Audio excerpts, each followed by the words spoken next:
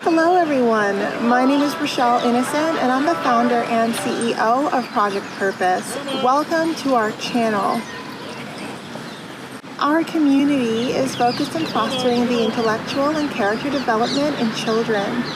We do this through our parent-child workshops that are focused on 4 themes: autonomy, self-efficacy, compassion, and self-concept, in order to cultivate grit, perseverance, and resilience in each child. And we are so thrilled to be offering one of the first of its kind digital, virtual, and continuous learning environments, enabling parents and children to connect from all around the world. At Project Purpose, our overarching mandate is to renew and rebuild family, community, and relationships. Our different social media platforms provide us with an opportunity to have discussions and to create space on all topics that relate to family, community, and relationships with ourselves as well as with others, with a primary focus on mental health and education. More precisely, the ways that the institutions of mental health and education play a role and have played a role in our societies at large.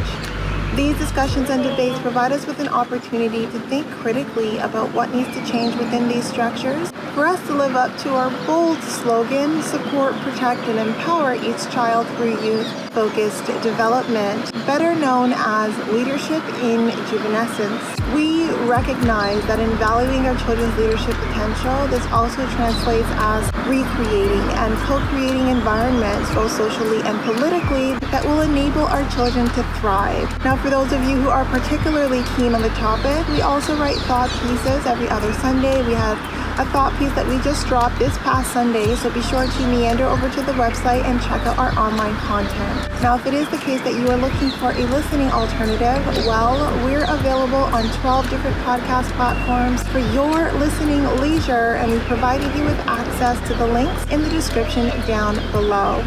Now, as is the convention, be sure to subscribe, hit that post notification bell so that you are aware of every time we post. And of course, if you like these conversations and you want to keep them going, like, comment, and share this segment. Let's get into it.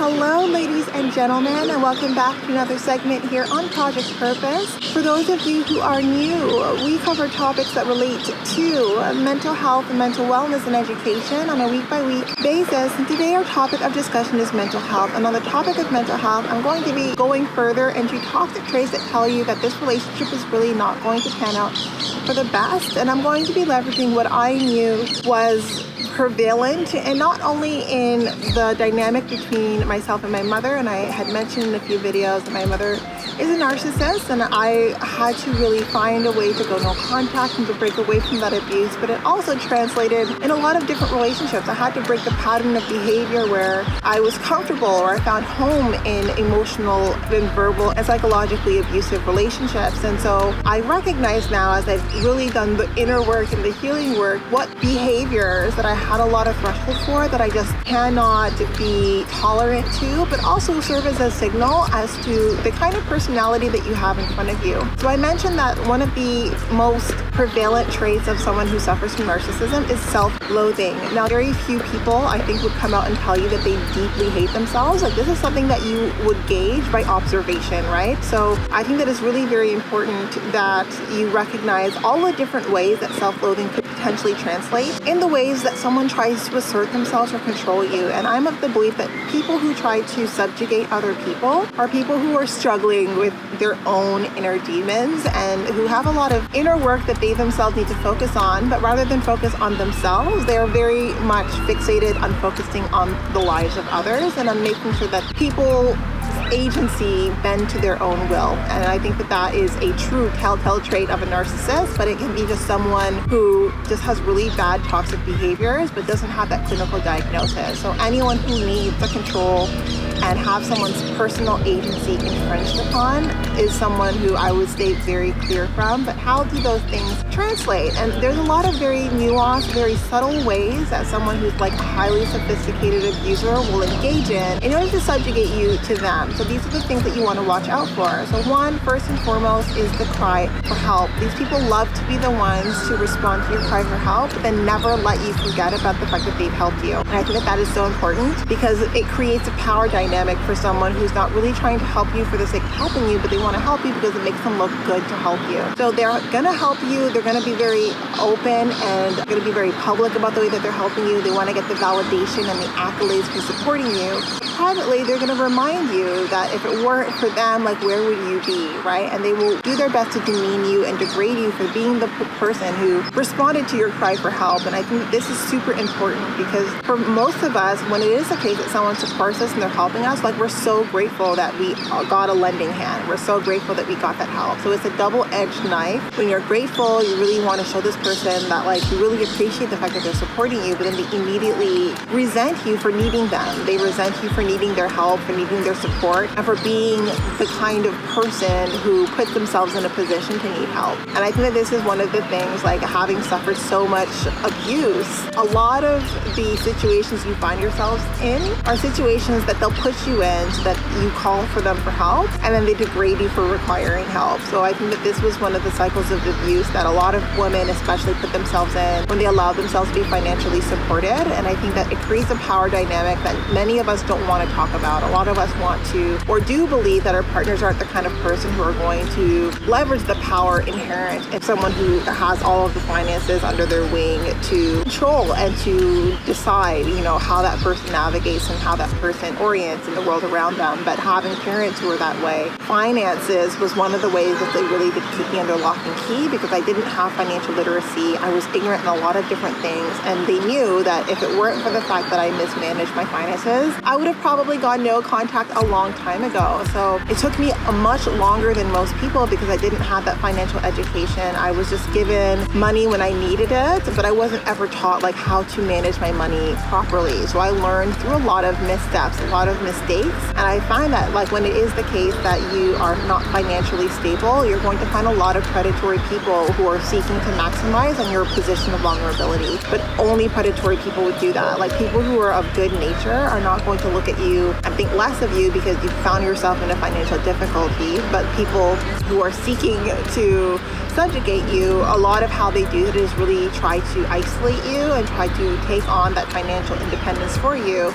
and then to control and manipulate your steps that way. So always, even if you're in a wonderful relationship and it's what your partner and you have decided is best for the right now, always find a way to maintain some degree of financial independence. You never know what the future holds, right? And it's always important for each and every one of us to work our way towards financial independence if we aren't there yet. There's so much undue suffering and so many challenges that come out of dealing with financial instability. And I know right now we're dealing with a recession in the UK, we're dealing with recessions globally, and I think that it just speaks to us needing to be more creative and think long term about how we can have a certain streamline of finances that we are generating on our own. That's why I'm such a huge advocate for entrepreneurship, because I've recognized that there's so much control that comes with where the finances come from. And if we don't have control over our finances, then we're all very, very vulnerable. And if we're not vulnerable now, it could happen in the future. And then lastly, another signal that tells you that you're dealing with someone who doesn't have the best interest at heart is someone who's really more about power than they are about the actual relationship in and of itself. So they're very quick to really put a power dynamic in place and to really reinforce that power dynamic where you are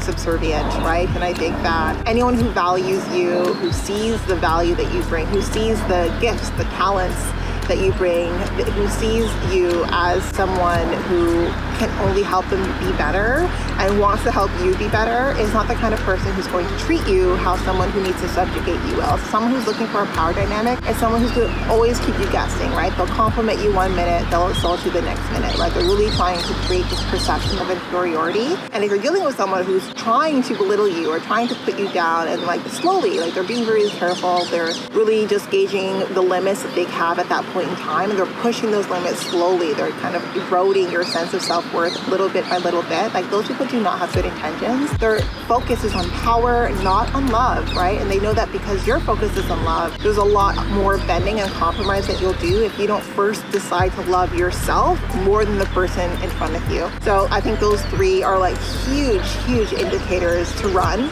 really. And again, like, you don't need to take them to a psychologist and have them clinically diagnosed as a narcissist to know that these behaviors are just not good for you. So if you're dealing with someone who engages in these behaviors, like, do your best to develop the independence that you need to get away as quickly as possible. And there are people who can support you, but you know, the amount of imagination and creativity that comes with wanting to survive, I think that you'll be surprised at your potential and your capacity to survive when push really comes to shove. In any case, that was it, but definitely not all. Now, before letting you go, I would be remiss if I didn't let you know that we will be going live at least twice a month, every month for the foreseeable future on our Facebook page. So definitely be sure to tune in. Now, these events are paid events, so if you do see yourself participating in our community on an ongoing basis, then I do suggest that you take a look at one of our package plans. Yes, so we do offer package plans over and above our live events, as well as access to webinars and workshops largely focused on self-mastery over and above these events. So we invite you to check us out, follow us across all of our social media platforms, join our game changer community, being part of the change that you want to see, allowing us a small role to play in your journey. We are on the road to 1K, so we invite you all to follow us across all of our social media platforms, give us a like, and we'll talk to all of you very soon. We'll talk to you later. I just feel like the world's into me.